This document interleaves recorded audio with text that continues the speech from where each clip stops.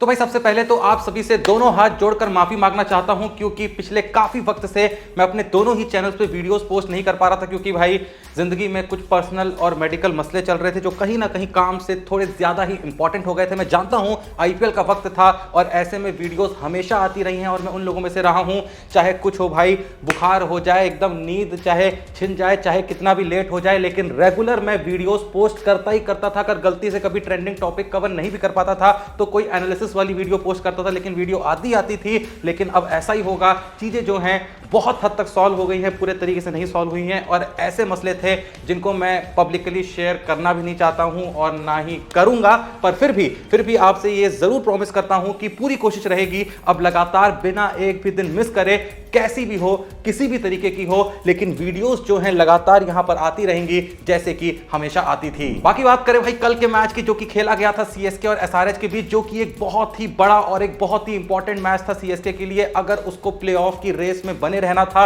अब भी वो रेस में बनी हुई है, लेकिन अब उसका प्लेऑफ में पहुंचना बहुत ही ज्यादा मुश्किल हो गया है। अगर भाई अगले दोनों मैचेस सीएसके जीत जाती, अब तो एक ही बचा है, लेकिन जब दो मैचेस बचे थे, अगर सीएसके अपने अगले दो मैचेस जीत जाती तो बहुत हद तक ये कंफर्म हो जाता कि सीएसके आईपीएल 2026 के प्लेऑफ में जाएगी। और देखो भाई, मैं उन लोगों में से था जो कि आईपीएल की शुरुआत से ये कह रहा था कि मैं कोई बहुत पागलों की तरह सीएसके को सपोर्ट नहीं कर रहा हूं, या फिर मैं ये भी नहीं चाहता हूं कि सीएसके ही यहां पर आईपीएल 2026 की ट्रॉफी उठाए। लेकिन फिर भी मैंने ये जरूर कहा था कि मैं ये चाहता हूं कि सीएसके आईपीएल 2026 के प्लेऑफ में क्वालिफाई हो, ताकि आईपीएल का एक जो मसाला है वो बना रहे। और देखो, पिछले 2-3 सीजन से सीएसके की परफॉर्मेंस बहुत ही खराब रही है और कहीं ना कहीं मैं ये भी नहीं चाहता था कि सीएसके की जो लेगेसी है उसको आहत पहुंचे, सीएसके प्लेऑफ में पहुंचे और अपनी लेगेसी को कम से कम बरकरार रखे, भले ही वो आईपीएल की ट्रॉफी ना भी उठाए। लेकिन जिस तरीके से कल के दिन सीएसके ने एक बहुत ही बड़े और इंपॉर्टेंट मैच में परफॉर्मेंस दी है भाई, देखो भले ही ऑफिशियली सीएसके अब भी प्लेऑफ की रेस से, जैसा मैंने कहा, बाहर नहीं हुई है, लेकिन फिर भी मैं कहूंगा कि सीएसके को आईपीएल 2026 के प्लेऑफ में नहीं जाना चाहिए। अब क्यों मैं चाहता हूं कि नहीं जाना चाहिए वो तो मैं बताऊंगा ही, लेकिन उससे पहले भाई देखो, सीएसके का प्लेऑफ में पहुंचना वैसे ही बहुत मुश्किल है अब, क्योंकि बहुत सारी प्रोबेबिलिटीज और पॉसिबिलिटीज यहां पर सीएसके के हिसाब से सही होनी चाहिए। अगर सीएसके को प्लेऑफ में पहुंचना है, पहले तो भाई सीएसके को अपना आखिरी मैच जीतना ही जीतना होगा। उसके बाद भाई ये भी उम्मीद करनी है कि पंजाब जीते तो बहुत अच्छे से नहीं जीते, या फिर हार ही जाए, राजस्थान अपने बचे हुए दो मैचेस में दोनों हार जाए या फिर कम से कम एक हार ही जाए। उसके अलावा केकेआर डीसी भी अपना जो एक मैच खेलने वाली है वहां भी उनको हार का सामना करना पड़े, और अगर जीत जाते हैं तो रन रेट ऐसा ना हो जो कि सीएसके से बेहतर हो जाए। और पंजाब का रन रेट तो ऑलरेडी सीएसके से बेहतर है, और उसके बाद सीएसके को तो अपना, जैसा मैंने कहा, अगला मैच जीतना ही जीतना होगा और इस तरीके से जीतना होगा कि रन रेट भी अच्छा खासा करके जाए। तो बहुत सारी, जैसा मैंने कहा, यहां पर भाई स्टैटिस्टिक्स, पॉसिबिलिटीज, प्रोबेबिलिटीज सही होनी चाहिए अगर सीएसके को आईपीएल 2026 का प्लेऑफ खेलना है। वरना भाई लग तो रहा है कि सीएसके खुद भी ज्यादा इंटरेस्टेड नहीं है आईपीएल 2026 का प्लेऑफ खेलने में। अब बात आती है कि मैंने ऐसा क्यों कहा कि सीएसके असल में डिजर्व नहीं करती है आईपीएल 2026 के प्लेऑफ में पहुंचना, या फिर कहे आईपीएल 2026 का प्लेऑफ खेलना। क्योंकि भाई जिस टीम का कप्तान इतने इंपॉर्टेंट मैच में 21 बॉल पे 15 रन की पारी खेल के आता हो, और वो भी भाई जब वो पावर प्ले में बैटिंग करने के लिए आ रहा है और ऊपर से इस 15 रन की पारी में वो एक बाउंड्री तक ना लगाता हो ना, तो भाई ऐसी टीम का कप्तान असल में डिजर्व नहीं करता है कि उसकी टीम आईपीएल 2026 का प्लेऑफ खेले। मतलब भाई घटिया से घटिया पिच उठा के देख लो, घटिया से घटिया सिचुएशन उठा के देख लो, क्या ऐसा पॉसिबल है कि एक ऐसा प्लेयर जो कि टीम के लिए ओपनिंग करने आ रहा हो, पावर प्ले के लगभग सारे ओवर्स खेल रहा हो और पावर प्ले में भी उसकी अच्छी खासी बैटिंग आई हो, ऐसा नहीं कि पावर प्ले में उसको बहुत सारी बॉलें खेलने को नहीं मिली, लेकिन उसके बावजूद भी वो पावर प्ले में एक भी चौका ना लगाए, कभी भी वो ऐसा इंटेंट ही नहीं दिखाए कि भाई मैं थोड़ा सा एग्रेसिव हो सकता हूं, बस वो जो दूसरे एंड पे बैट्समैन खड़ा है उस पे बस वो एक बोझ बन जाए, बस उस पे प्रेशर क्रिएट करे। भाई इतनी घटिया पारी मैंने आईपीएल के इतिहास में, क्या टी20 क्रिकेट के इतिहास में नहीं देखी होगी। हो सकता है कि इससे धीमी पारियां खेली गई हों, लेकिन भाई वहां सिचुएशन भी ऐसी रही होंगी। और कल के दिन तो दूर दूर तक जब गायकवाड बैटिंग कर रहे थे, कोई इतनी घटिया या इतनी प्रेशर वाली सिचुएशन दूर दूर तक नहीं थी कि गायकवाड को इतना गंदा खेलना पड़े। मानता हूं कि भाई कुछ प्लेयर्स होते हैं जो एंकर रोल प्ले करने को देखते हैं, मानता हूं कि कुछ लोग ऐसा बैटिंग करने को देखते हैं कि भाई चलो दूसरे तरफ से एग्रेसिव बैटिंग हो रही है, मैं थोड़ा सा संभल के खेलता हूं, लेकिन इतना संभल के। एंड वंस अगेन, जैसा मैंने कहा कि ऐसे भी कोई सीएसके सीएसके की भाई एल नहीं लगे हुए थे, खासकर जब गायकवाड़ बैटिंग कर रहे थे भाई अच्छा खासा दूसरी तरफ से हिटिंग हो रही थी, जो भी आ रहा था ठीक ठाक परफॉर्मेंस देके आ रहा था, लेकिन गायकवाड़ कह रहे थे कि भाई मैं तो पूरी कोशिश करूंगा कि सीएसके गलती से ये मैच ना जीत जाए। कसम से भाई जिस तरीके से गायकवाड़ खेले हैं ना, हो सकता है कि आखिरी मैच में गायकवाड़ एक अच्छी परफॉर्मेंस दे दें, लेकिन आईपीएल 2026 में जिस तरीके से बहुत ही बुरा ऋतुराज गायकवाड़ ने हगा है भाई, उस बंदे को खुद ये डिसीजन लेना चाहिए कि अगर वो सीएसके नहीं भी छोड़ के जाना चाह रहा है ना, उसे पहले तो ये कहना चाहिए कि भाई मेरे को कम से कम भाई 10-12 करोड़ रुपए कम देना इस सीजन के लिए भी और आने वाले सीजन के लिए भी। माना कि गायकवाड़ की एकाध थोड़ी बहुत बड़ी पारियां आई हैं, ठीक ठाक पारियां आई हैं, लेकिन वो पारी भी वैसी नहीं आई है जैसी पारियां हमको गायकवाड़ से देखने को मिलती थी पूरे सीजन में। ऋतुराज गायकवाड़ दूर दूर तक वो गायकवाड़ दिखाई नहीं है भाई। गायकवाड़ किस लिए जाना जाता था? गायकवाड़ जाना जाता था सिक्योरिटी देने के लिए कि भाई ये विकेट तो नहीं भी खोता है और विकेट बचाने के साथ साथ ये एक एग्रेसिव अप्रोच के साथ बैटिंग करता है, टेक्निक का यूज करता है, आड़े शॉट नहीं मारता है, लपेटे नहीं मारता है, सेफ क्रिकेट खेलते हुए एक अच्छी स्ट्राइक रेट को मेंटेन करते हुए बड़ी पारियां खेलता है भाई। बड़े से बड़ा हिटर अगर उसके साथ दूसरे एंड पे खड़ा होता था ना, तो गायकवाड़ कभी अपनी खेलने की अप्रोच नहीं बदलता था, वो कभी भी कम स्ट्राइक रेट के साथ नहीं खेलता था। पर पता नहीं भाई गायकवाड़ को इस समय कौन सा भूत चढ़ा है टेस्ट क्रिकेट की टीम में जगह बनाने का, कि भाई वो टेस्ट क्रिकेट से भी मतलब घटिया पारी खेल रहा है टी20 के अंदर। और उससे बड़ी बात है भाई, इतना ज्यादा वो दब के, इतना ज्यादा डर के बैटिंग कर रहा होता है, ऐसा लग रहा होता है कि गलती से भी अगर ये किसी शॉट के लिए जाएगा ना, तो बहुत सारी चीजें यहां पर एक साथ सही होनी चाहिए अगर इस बॉल को बाउंड्री के पार जाना है, अगर बॉल जो है वो गायकवाड़ के बल्ले से लग के निकली है। एंड एक और रीजन था कि क्यों सीएसके आईपीएल 2026 का प्लेऑफ खेलना डिजर्व नहीं करती है भाई। जिस टीम में दुबे जैसा प्लेयर हो, माना दुबे ऐसे हैं कभी चलते हैं कभी नहीं चलते, लेकिन भाई दुबे वो प्लेयर है जो पिछले 3 साल से कम जो टी20 की इंटरनेशनल टीम है इंडिया की उसका हिस्सा है, लगातार वहां खेलता रहा है और अच्छी खासी विनिंग परफॉर्मेंसेस भी देता रहा है। लेकिन अगर आप आईपीएल 2026 को उठा के देखें, हां दुबे के बल्ले से कुछ अच्छी पारियां आई हैं, लेकिन दुबे से जो एक्सपेक्टेशंस थी सीएसके की, उस एक्सपेक्टेशंस पे दुबे दूर दूर तक खड़े नहीं उतरे हैं। और भाई कल के दिन मतलब क्या ये पारी खेल के आए, 23 बॉल पे 26 रन की, जहां पर अच्छा खासा प्लेटफॉर्म सेट था। ऐसा नहीं था कि भाई सब टेलेंडर्स के साथ आप बैटिंग कर रहे हो, अगर टेलेंडर्स भी साथ में खेल रहे होते ना, तब भी 23 बॉल पे 26 रन की पारी नहीं खेलनी चाहिए थी। और ये जो 26 रन है, इसमें से भाई 80 to 90% रन जो है वो बाउंड्रीज से आए हैं, मतलब भाई ऑलमोस्ट 50% से ज्यादा बॉलें यहां पर दुबे डॉट करके आए हैं, वो भी डेथ ओवर्स के अंदर। तो भाई इससे पहले कि एसआरएच ने सीएसके को हराया ना, कल के दिन सीएसके के प्लेयरों ने सीएसके को हरा दिया था। ये भी मेरी गलती है।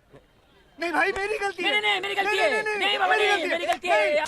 मैं ये बात भाई बहुत पहले से कह रहा था, एक बार फिर से कह रहा हूं, मुझे नहीं पता कि भाई धोनी को और सीएसके को क्या चुल है कि भाई धोनी नहीं खेल रहे हैं, क्या इन्होंने प्लानिंग करी है। मैं तो भाई इस बात को एक्सेप्ट बहुत पहले से नहीं कर रहा हूं कि धोनी कभी इंजर्ड थे, मुझे नहीं लगता भाई। मुझे लगता है कि धोनी और सीएसके ने बहुत ही पहले से ये प्लान बना लिया था कि भाई धोनी खेलने तो नहीं वाले हैं, जो भी रीजन होगा शायद धोनी उतने फिट ही नहीं होंगे। ये बस माहौल बना रहे थे कि धोनी खेलेंगे, जिसकी वजह से इन्होंने महंगे महंगे स्पॉन्सर्स लिए होंगे, जिसकी वजह से ये कहीं ना कहीं टीआरपी खींचना चाह रहे होंगे, जिसकी वजह से ये फैन फॉलोइंग को जो है अच्छी खासी उसको अच्छी खासी बनाए ही रखना चाह रहे होंगे। पता नहीं क्या भाई षड्यंत्र था, लेकिन जो भी कहो मेरा ये मानना है कि भाई मोस्ट ऑफ द मैचेस में सीएसके के लिए जो घटिया फिनिशिंग देखने को मिली है ना, धोनी भाई चाहे होंगे 44, 45, 46 साल के, लेकिन धोनी भाई इतनी घटिया फिनिशिंग तो नहीं करते। अगर पिच पे खड़े हैं, खासकर जब पहले बैटिंग है टीम की, जब कोई ऐसी कैलकुलेशन नहीं करनी है, कोई ऐसी चेज नहीं करनी है कि आखिरी ओवर तक मैच लेके जाना है, भाई अगर आखिरी 2-3 ओवर्स में धोनी खड़े हैं और वो अगर बल्ला हिलाते थे ना, किसी भी उम्र में हिलाते थे, तो भाई बॉल बल्ले से कम निकलती थी तो गोली की तरह तो निकलती थी। पर दुबे भाई साहब टुक टक टुक, और जो भी भाई ये प्रशांत वीर वगैरह है, मतलब क्यों इन पे 14-14.5 करोड़ रुपए खर्च करेगा, मेरे को समझ में नहीं आया भाई। क्या सोच के आखिर भाई इस बंदे ने 50 रुपए का काम भी करा है 14 करोड़ में से, वो चूना लगा दिया।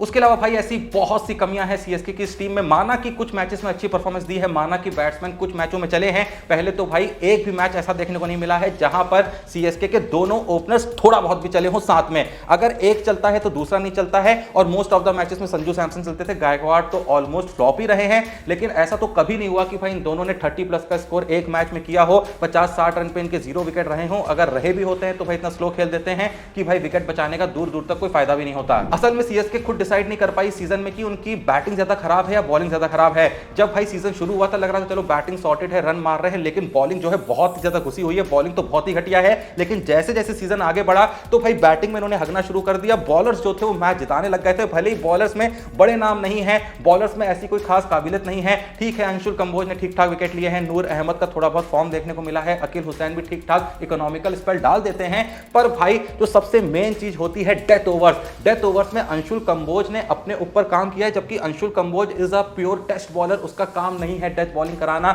उसके जॉनर में ही नहीं आता है टी20 क्रिकेट, लेकिन उसके बावजूद भी उसने वाइड यॉर्कर मारना सीखा। लेकिन भाई जो बॉलर आता है इनका डेथ में, उसको एक ही चीज आती है कि भैया डेथ ओवर्स में हमें वाइड यॉर्कर फेंकनी होती है। भाई 6 की 6 बॉल अगर एक ही तरीके की फेंकोगे तो भाई होतिया से होतिया बैट्समैन समझ जाएगा कि भाई बॉल कैसी आने वाली है और कोई तो यॉर्कर मिस होगी ना। भाई बहुत ही कमाल की बात कमेंटेटर्स कह रहे थे कल के मैच में जब अंतिम ओवर्स चल रहे थे कि सीएसके में ऐसे बॉलर हैं जो स्लोवर मारने की कभी कभी कोशिश करते हैं, लेकिन स्लोवर बस मार देते हैं, स्लोवर का कोई फर्क देखने को नहीं मिलता है। स्लोवर का मतलब क्या होता है कि भाई अगर बंदे ने स्लोवर मारी है तो बॉल पिच पे टप्पा खा के थोड़ी सी अटक के आए, थोड़ी सी फंस के आए, थोड़ी सी धीमे आए, थोड़ी सी लेट पहुंचे बैट्समैन के पास। लेकिन सीएसके के जब भाई जो पेसर्स हैं स्लोवर मारते हैं तो बॉल जो है अपनी ही पेस से पहुंचती है, जबकि स्लोवर ज्यादा मारते भी नहीं है। मोस्ट ऑफ द जो बॉलर्स हैं वो सारी बॉल बस वाइड यॉर्कर फेंकते हैं। वहीं पे अगर आप एसआरएच के बॉलरों के स्पेल देखेंगे आखिरी के ओवरों में जब सीएसके के बैट्समैन बैटिंग कर रहे थे, जिन्होंने बहुत ही किफायती स्पेल डाले और कहीं ना कहीं 20-30 रन शॉर्ट कर दिया सीएसके को।